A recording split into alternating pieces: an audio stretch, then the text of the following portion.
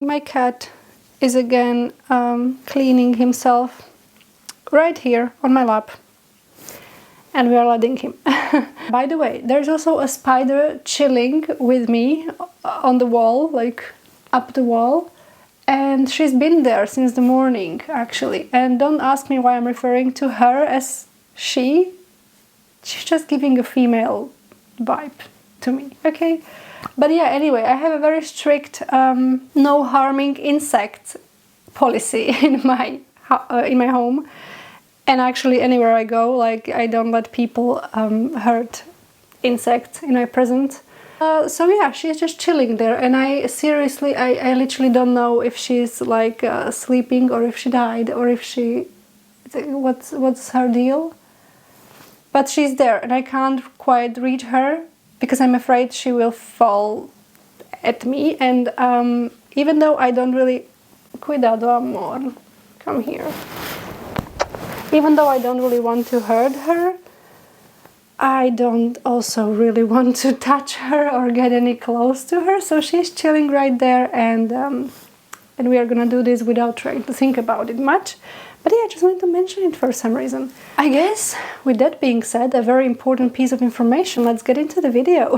Hi everyone, this is Sarah and welcome back to my channel. If you're seeing me for the first time, I am a dancer, witchcraft practitioner and tarot and oracle lover.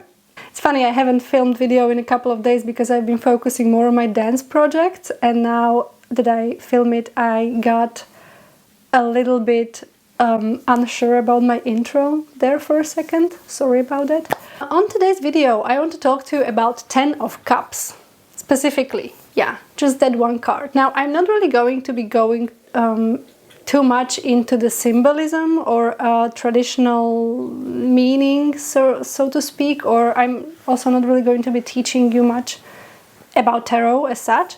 But rather, what I'm going to be doing is diving deep into more of a experimental knowledge on a card, which I have done, I think, just once in my channel. This is going to be the second video of me doing that. So I don't know, let me know if you enjoy this kind of stuff. Maybe we can make it a thing and talk more about, you know, experiences with tarot, like an actual life experiences with tarot, because you know, there is this one part which is the theoretical knowledge, so the book knowledge, the symbolism, the numerology, all the good stuff.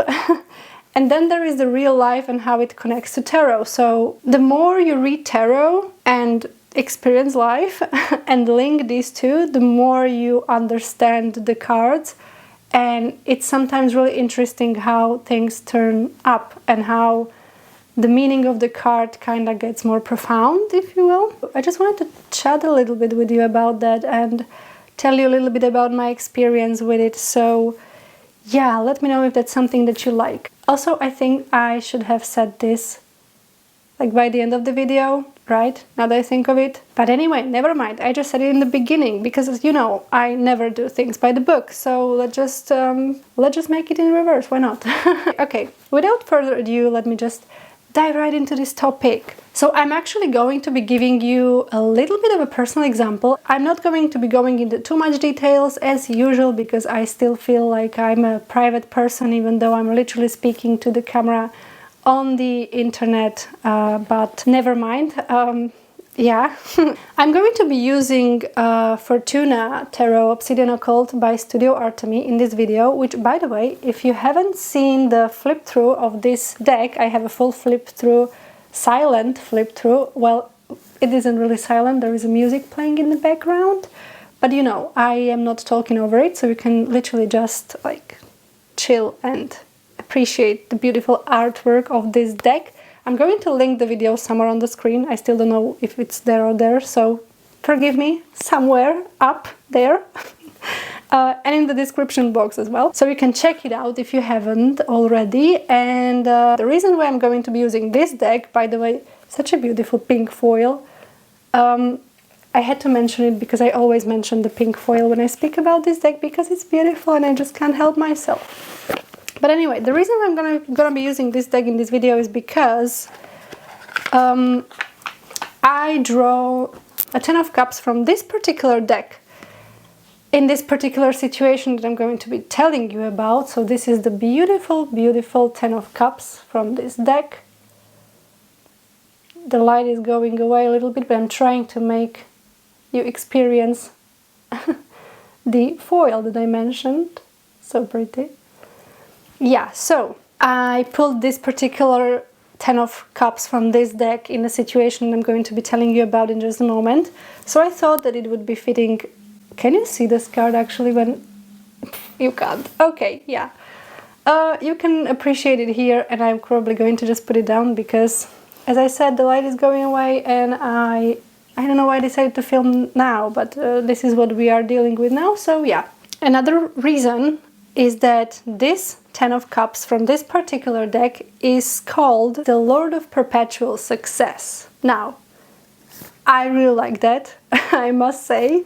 When I drew this card in that reading and I read this title, I was like, yeah, that's what I need, that's the energy I need, and I just love it. And another thing I am going to be mentioning briefly is that, you know how I mentioned in some of my videos when I was talking about this deck that there are astrological references on every card. So on this card it is Mars in Pisces. So we've got the Mars sign over here and Pisces here, okay? So the energy is Mars is Pisces.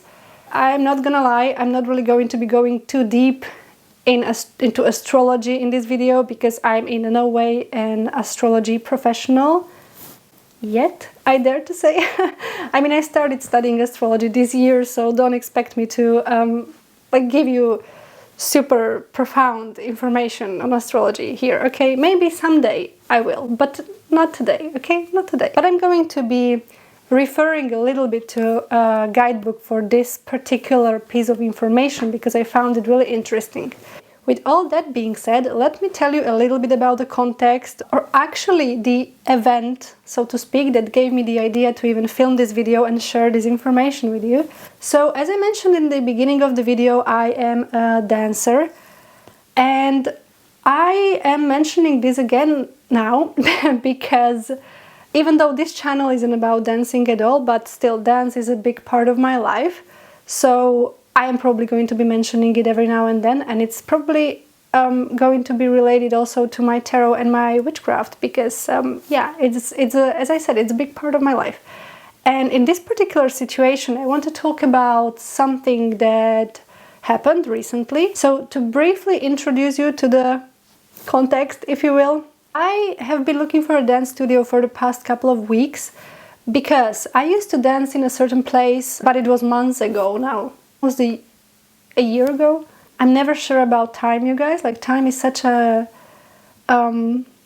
strange thing. I was thinking about this Doctor Who quote, "The time is a wibbly wobbly timey-wimey thing." Is this what he said? Is there anyone who is a Doctor Who fan? I used to be such a fan. The point being, the dance studio where I used to dance in got closed. I mean, the owner had to sell the place, and the new owner made it into something else, so it is not a dance space anymore. I don't know if it's a gym or something. I don't really want to say that the place got destroyed because it didn't get destroyed as such, but, well, in my eyes, it kinda got destroyed because, you know, it was such a pretty dance studio. Okay, but I don't want to get too entangled in this, I'm sorry. The point being that studio got sold, and then I was dealing with some other things in my life, and now I came to a point where I need a dance studio again because I'm starting teaching again. So, long story short, I found one that I kind of liked. I reached out to the owner, but we didn't kind of click really. Like, there was something weird. We didn't really come to any sort of arrangement or anything. We just didn't. And it's not like there was a problem or anything, but the vibe was just a little bit off. Like, I don't know what was going on there, but we didn't really close any deal. Is that how you say it in English? By the way, apologies, English isn't my native language. In case you haven't seen my other videos, I think I mentioned it a couple of times, but I just want to mention it again, so bear with me, please. So, back to the story. The day when I reached out to this person, to the studio owner, afterwards I did a little bit of a tarot reading. I mean, I pulled one card. And yes, you can guess it, I pulled 10 of Cups. Now, the question I had on mind for this particular card pull was something in lines, how are the energies around this, you know, me getting this dense space. No, hold on, let me correct myself. The question I had on mind was, what are the energies around me getting a dense space, okay, at this moment. Now, I wasn't thinking particularly about this dense space, but it was the dense space that I asked about, so in my mind, I think I kinda was asking about it, but I didn't really specify it in my head anyway. I don't know if I'm making sense, but let me continue, okay? So I got a Ten of Cups, and as I mentioned, in this particular deck, the card is also called the Lord of Perpetual Success. So my initial thought was, well, wow, I think I'm gonna get the space. Because, I mean, it's literally such a positive sign, like the energies are aligned, you know, the 10 is the number of expansion, it's this closing the cycle, so I was like, yeah, I'm gonna close this deal, I'm going to, you know, move into this new dancing space and start, you know, creating there. Plus, the 10 of Cups is also the sort of like a harmony, you know, emotional harmony sort of thing to me anyway. So I was like, yeah, this is like a good sign, I think. Now, side note, I'm not really going to be referring to the traditional sort of imagery or the meaning of the Ten of Cups. I'm dealing with this card, okay? The Fortuna Tarot is a pip deck. I kind of just got used to working with pips now. Again, I don't really do scenic imagery, scenic pips, sorry. What I want to say is that I'm not really going to be referring to the typical, for example, Rider-Waite-Smith imagery of the Ten of Cups. Now, it's not because of my difficult relationship with Rider-Waite-Smith, okay? I'm not gonna really go into that. I'm giving you a break from that, okay? Also, I want to be nice in this video. I mean, I always want to be nice, but sometimes I have sassy moments, but who doesn't, right? Anyway, so, you know the typical Rider-Waite-Smith imagery with like the lovely, happy, very heteronormative family being in such a bliss state, looking at the rainbow. I believe you know the imagery I'm talking about. So I'm not talking about that one here. I'm just talking general Ten of Cups energy in a more cosmic way, if you will. Also cosmic because I'm going to be talking about the Mars in Pisces, sorry, in just a moment. So when I pulled this card, I felt really hyped and really like, yeah, well, so the energies are looking good. Now, what happened, as I already told you sort of beforehand, I did not really close a deal with this person. I did not really get to this studio. And I felt a little bit sad about it in the beginning because I was like, well, it was a pretty place, but something was feeling a little bit odd about it. Now, I am a person who is very heavy on emotions. I also used to say this quite often, so sorry if you're getting tired of this, but yeah, I am a very emotional being, okay? And when something feels odd, I used to either not go for it or back off, you know?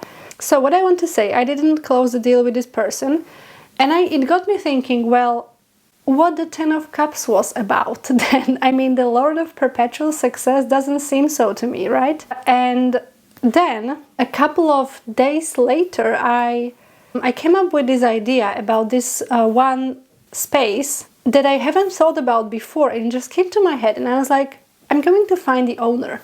I found a contact to the owner, and I contacted them, and the person was incredibly kind, and just like my kind of person right from the beginning, you know, like I really like kind people. So this person, they were so kind, and talking to them just felt so natural and so nice and so easy, and it was a complete stranger to me, as well as the owner of this first studio, and still the feeling, like the energy around it was completely different. And on the very same day when I reached out to the second person, to the second owner, we made a deal basically about me renting their place for my dance classes. And I can't even tell you what I felt in that moment, because the studio, is incredibly beautiful. It fits precisely what I need for my dance project, for my dance classes. The owner was like the kindest person I have talked to for a long time, and it just clicked immediately. Like, it clicked so well. And I thought again about the Ten of Cups, right? The Lord of Perpetual Success. And I was like, well, maybe the card wasn't really about the first studio, but about the studio in general. This is what got me thinking, because my question wasn't really, will I get this specific studio? Well, not will I get, but what are the energies around me getting this specific studio? Like, what are the odds, if you will? My question was more general, but I haven't thought about it much until I got the deal for the second studio, when I was like, well, yeah, it kind of clicked. I mean, it did click. And then it got me thinking about something that I haven't really realized about Ten of Cups. Even though it's such a positive card, right? The Ten of Cups, the harmony, the bliss, still, it is a number 10. So even though it's a completion, it's like a beautiful harmony, blah, blah, blah, it's still in the very end of the suit. What it made me think, kind of this whole situation regarding this card, is that even though it's like such a stream of positivity, etc., it's not easy to get, because to get to the number 10, you first have to go through all the numbers, literally from ace to 10, to actually achieve the 10, if you know what I mean, if you're following me here. So when I first draw this card, and I got super happy, like, yay, so it looks like it's not going to be actually that hard to get a studio. It looks actually quite positive. I haven't quite realized that, well, yeah, I will get it eventually. I will be in this complete emotional bliss, and I will be actually happy and successful in that. But I will have to kind of go through other things to go there. I will have to go through different sort of steps, you know, different stages, different emotional stages actually, because I felt, you know, when I was first trying to get that first place, I was feeling really hopeful in the beginning, but also a little bit insecure, then a little bit frustrated. I also felt nostalgia for the previous place. I was thinking I will never really get a place like the previous one, you know, and it was such a beautiful place. Like, if you think about the cards, the cup suit, actually, I feel like I went through several of the cup cards until I got to this Ten of Cups, until I actually got this place that actually fit perfectly, and it was my happily ever after. Well, I'm teaching there now. I am not going to be teaching there forever. I specifically want to rent this place for this specific project, but let's say it's my happily ever after with the project I have in mind, okay? But yeah, it just got me thinking how I actually went through these several different cards of cups until I got to the 10. And it is something I never really realized before about the 10 of cups, and I found it really interesting. That it's not like an instant gratification, because, for example, Ace of Cups, if we compare it to the Ace, right? The Ace of Cups is the potential of the suit. So it's the water element in its rawest form. It's like everything is possible, and it's this instant push of energy, or at least I see it that way. That might probably be like, yeah, this is like coming all at once at you, because I also see that like this big wave, you know, of the energy of the suit. But no, I got a 10, which is at the very end of the suit, and you have to go through some stuff till you get there. It's just something that I realized, and I thought it would be interesting to share with you. And as I mentioned, there's going to be something else I wanted to talk about, and it is the astrological correspondence of this card. So, as I said, the Mars in Pisces, let me just show you this card again. Yeah. So the Mars in Pisces, and as I mentioned, I'm not an expert in astrology, so forgive me, and we are going to go to the little white book, because the Maria, I think is the name of the creator, yeah, Maria, is a little bit more knowledgeable in astrology than me. So let's just have a read and at what she had to say about the Mars in Pisces. This card is ruled by the third decan of Pisces, which is related to Mars in Pisces. And there we go. When the passion contained in Mars is mixed with the dreams depicted by Pisces, we see how this card indicates that after a period of devotion and effort, we are finally being presented with the life we wished and worked for. So there are also other things that she says afterwards, but I specifically wanted to go with this phrase because even though I don't really read tarot in a predictive way, so yeah, I kind of struggle with this card is about the period that it's coming. I don't read it that way, but this specific phrase in the little white book really made me understand it a little bit more even, because it literally says that a period of hard work and effort was something that's been going on before, you know, achieving what you really want there. And this is what I was talking about in this video actually. This clicked for me like really, really strong. Yes, there has been a lot of hard work and effort. One, obviously working on my dance project, and two, actually trying to find a place and reaching out to people.